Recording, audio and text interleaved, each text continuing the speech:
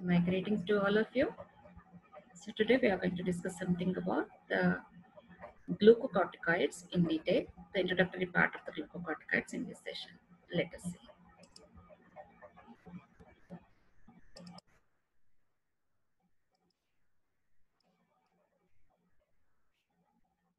Here, the adrenocorticosteroid hormones we are going to discuss.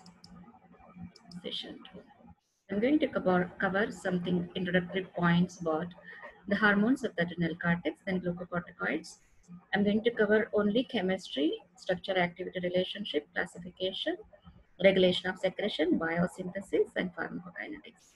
Because pharmacological actions and adverse drug reactions and therapeutic uses are very elaborative, so I'm going to cover in 3 sessions separately so that it will be very comfortable for you to go through that session very easily. Okay. So then coming to the hormones of adrenal cortex, adrenocorticoids exert a wide variety of physiological effects and pharmacological actions. They enable the organism to withstand various noxious stimuli and environmental changes termed as stress. In the absence of the adrenal cortex, survival is possible only under rigidly controlled and protected conditions wherein food and salt are available in plenty or at all times and the environment temperature is regulated. Okay, so this is the mechanism of physiological actions whenever there is stressful situations that a patient experiences, because of which cortisol will be getting released and maintains the homeostatic mechanisms within the body. So when exposed to stress, the adrenal ectomized animal dies quickly unless pre-treated with a glucocorticoid. That is what we have discussed. Under optimum conditions, a small dose of hydrocortisone is sufficient to maintain such animal in a state of well-being, while conditions of stress, larger doses of steroids are needed for survival. So major stress, minor stress detailing will be little different. So when there is minor stressful situations, catecholamines are sufficient, whereas in major stressful situations, we need glucocorticoids and mineralocorticoids as well. A corticosteroid with predominantly sodium retaining effect is called a mineralocorticoid, that is aldosterone and deoxycorticosterone. A corticosteroid with predominantly liver glycogen depositing and neoglucogenic actions is called a glucocorticoid. Example, hydrocortisone, cortisone, and most of the newer synthetic steroids. So here, the corticosterone, a natural corticosteroid, and 9-alpha-fluorohydrocortisone, a synthetic corticosteroid, they have marked mineralocorticoid as well as some glucocorticoid activities also. So whenever the patient is in need of both the actions, both glucocorticoid and mineralocorticoids, so we can combine both the molecules to get the complete beneficial effect. So then coming to the glucocorticoids, we'll start the history now. The important glucocorticoid secretion in man is cortisol. It has some mineralocorticoid activity also. Okay. Since the pharmacological actions of hydrocortisone, that is cortisol, or in fact its physiological actions, they are discussed together. So physiological actions means pharmacological actions. Pharmacological actions means physiological actions. Same it is.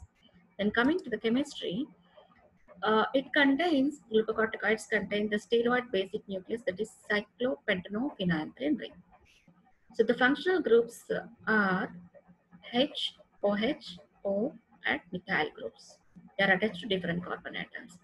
So letters A to D means cyclopentane and phenanthrene rings. Then carbons, that is number 1 to 17, that means carbon atom positions on these 4 rings, and they are sparingly soluble in water.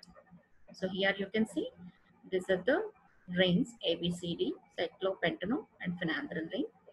Then molecules, carbon attachments here, carbon molecules are labeled as number 1, 2, 3, 4, 5, 6, 7, 8, 9, 10. So this is in an order. Then again 11, 12, 13, 14, 15, 16, 17. Then here 18 and 19 methyl groups will be attached. This is cyclopentano per hydrophenanthrene nucleus or steroid nucleus. You can draw it very easily in the examination hall to get good marks. Then corticosteroids have 21 carbon atoms here. After 18, 19, again 20, 21. Of course, this is a side chain. We don't need to bother about it. Whereas androgens have only 19 carbon atoms, 17, 18, and then 19 carbon atoms. Okay. Then coming to the structure activity relationship. So here the changes in chemical structure may alter the specificity or potency due to changes in affinity and intrinsic activity at corticosteroid receptors.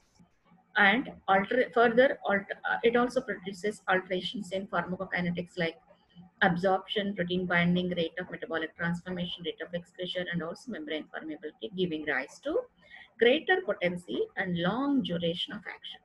So just by changing the chemical structure, we can get the molecules whichever way we want, okay, for various conditions that can be used.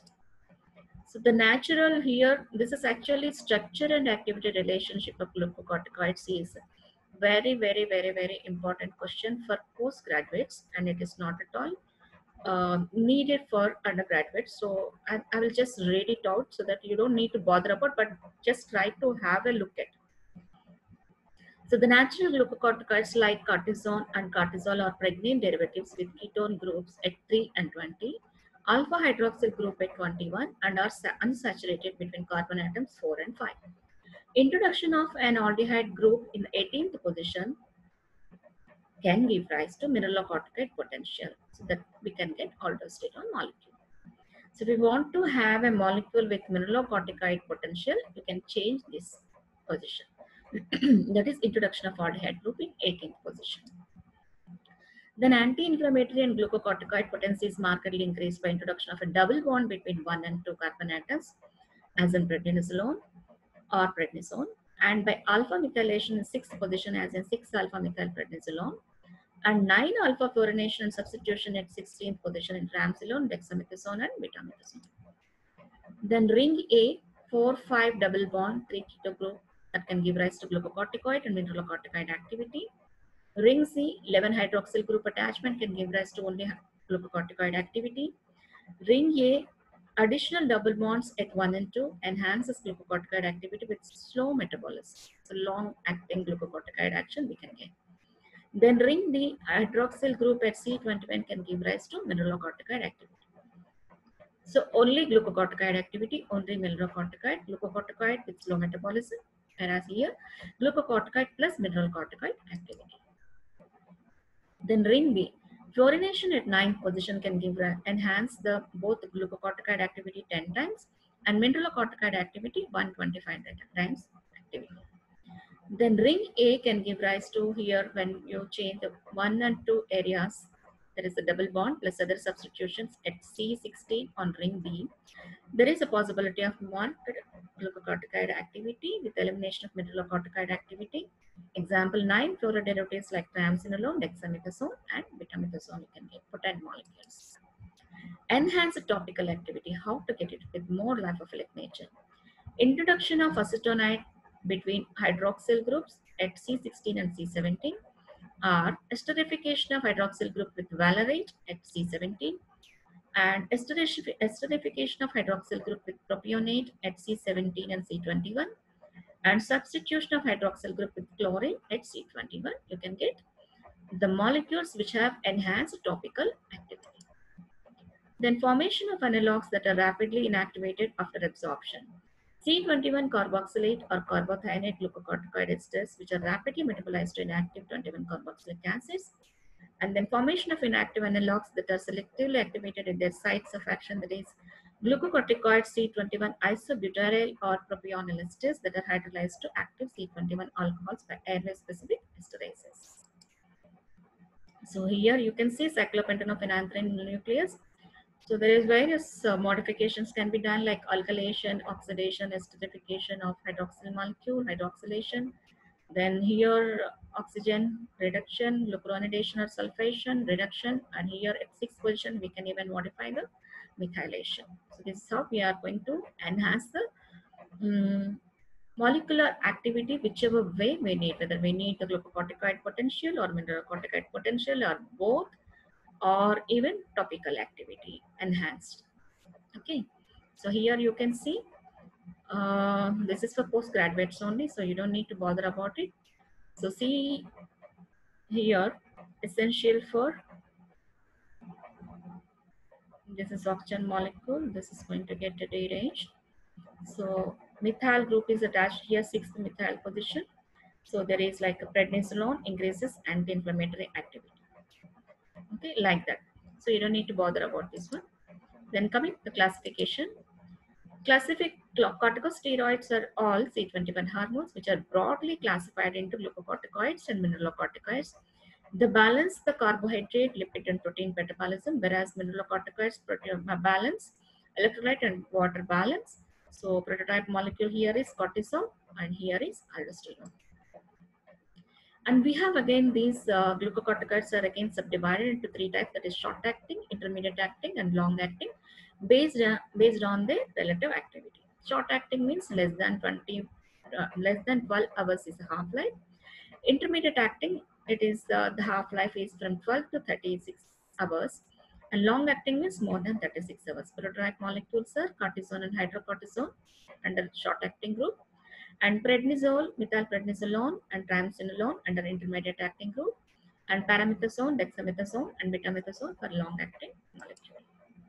So here you can see short acting 8 to 12 hours, 12 to 36, and more than 36 hours. So hydrocortisone, cortisone, and fludrocortisone, and intermediate means methylprednisolone, prednisolone, triamcinolone, and long acting means betamethasone and dexamethasone. And regulation of secretion.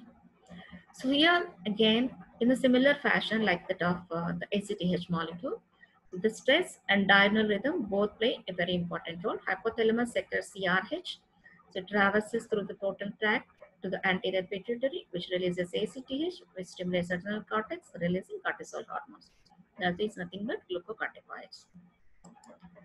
So regulation by circadian rhythm, and also stress will be there. Stress means whenever there is physical stress or hypoglycemia or any other high infections also.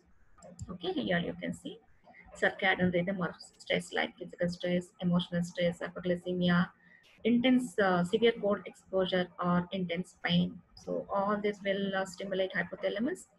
Uh, then pituitary gland, this will release CRH, then pituitary gland will be stimulated, ACTH release, and then this will stimulate the adrenal cortex, cortisol secretion will be there, and this will further give rise to the negative feedback mechanism. Okay. Then the diurnal variation of cortisol, like the ACTH molecule, here we can see noon starts rising, then starts again going down till midnight, and then from midnight it is going to rise, and then going to gradually come down till noon. That is the diurnal variation of cortisol secretion physiologically within the body. Then coming to this regulation of secretion, the rate of secretion of glucocorticoids is regulated by the variations in the blood levels of ACTH. Because ACTH is going to stimulate the adrenal cortex, then only glucocorticoids are going to get released.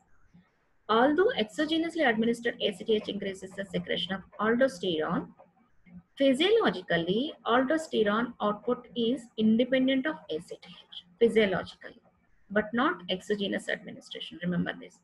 So mineralocorticoids have got very unique features which we have discussed in the first session also. Try to remember all these 3 points, okay? Then here, whenever there is short-term stress response, there is liberation of catecholamines, and long-term or major stress, there is liberation of mineralocorticoids and glucocorticoids, you can see here. Short-term stress response, so there will be availability of blood glucose to the body, and blood pressure will be maintained, breathing rate will be maintained, metabolic rate will be maintained, and change in blood flow patterns can be seen with the release of catecholamines whenever there is short-term stress. But for long-term stress, mineralocorticoids and glucocorticoids are released. So who can, these mineralocorticoids can balance the fluid and electrolyte, and glucocorticoids can balance glucose and carbohydrate, protein and lipid metabolism. Then coming to the biosynthesis, rate limiting step is the conversion of cholesterol to pregnenolone, a reaction catalyzed by CYP11A1 in inner mitochondrial matrix. All this biosynthesis happens in mitochondria. Remember that one. Then sources of cholesterol, circulating cholesterol, that is one source. Then endogenous cholesterol through activation of cholesterol esterase and from de novo biosynthesis. This is the source of cholesterol. So here you can see cholesterol molecule. So from all these sources, it is going to get converted into pregnenolone. So you can remember the enzymes that are involved. So here you can see the side chain cleavage and desmolase enzyme is involved. Pregnenolone is getting converted into progesterone with 3 beta HST, and again to deoxycorticosterone with the help of 21 alpha hydroxylase, and to corticosterone with 11 beta hydroxylase, and to 18 hydroxycorticosterone with 11 beta hydroxylase again. And again with the help of 11 beta hydroxylase it is going to, and with the help of another enzyme that is aldosterone synthetase enzyme, it is going to get converted into aldosterone molecule. Here this pregnenolone again can get converted into 17 alpha hydroxypregnenolone with the help of 17 alpha hydroxylase enzyme, and progesterone can get converted into 17 alpha hydroxyprogesterone. This also can get converted into 17 alpha hydroxyprogesterone with the help of 3 beta HST. Again, the same here, the first step, the same answer, 3 beta HST. And then this 17 alpha hydroxyprogesterone is getting converted into 11 deoxycortisol, same enzyme at this level, 21 alpha hydroxylase. And again, with the same enzyme at this level, that is 11 beta hydroxylase, it is going to get converted into cortisol. So here again with DHEA with the help of 3 beta HST, it is going to get converted into androstenedione, from which testosterone and estrogens will be formed. So mineralocorticoids, aldosterone, glucocorticoids, cortisol, and adrenal androgens like testosterone and estrogens are produced. Here you can see pregnenolone, progesterone, and here aldosterone, then here cortisol, and this androstenedione is getting converted into testosterone, and then in peripheral tissues it is going to get converted into estradiol, but not in adrenal cortex. That is a very important point. That's why I have depicted this picture. So here from zona glomerulosa, mineralocorticoids like aldosterone is produced. You can use this pathway also while depicting in your final examination. Zona fasciculata, like glucocorticoids are synthesized. Zona reticularis, androgens are synthesized. So rate of secretion of the principal steroids are glucocorticoids 10 to 20 mg daily and mineralocorticoids 0.1 to 5 mg daily. Then coming to the pharmacokinetics, they are secreted into blood and are not stored in adrenal cortex. After getting secreted, they circulate in the plasma partly free and partly bound. So the bound form means they are going to get bound to cortisol binding protein, that is transcortin, that is 90%, but 10% can get bound to albumin also. Free form is always biologically active form, whereas the bound form is a reserve form.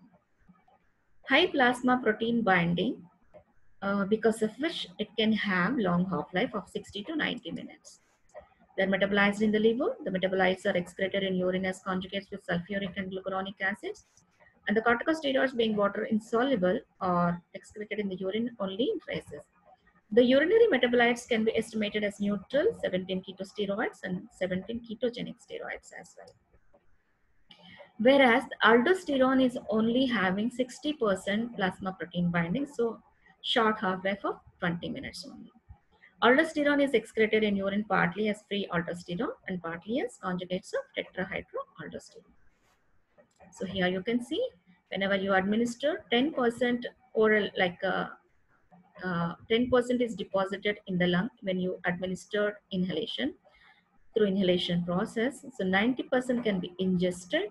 So it is going to get absorbed from the GIT and then from the gut to the liver. First pass activation, inactivation will be there. So this from lungs, it is going to enter into systemic circulation and then it is going to produce, this also going to enter into systemic circulation. So in spite of the inhalation route of administration, it also going to produce, steroids also going to produce systemic side effects.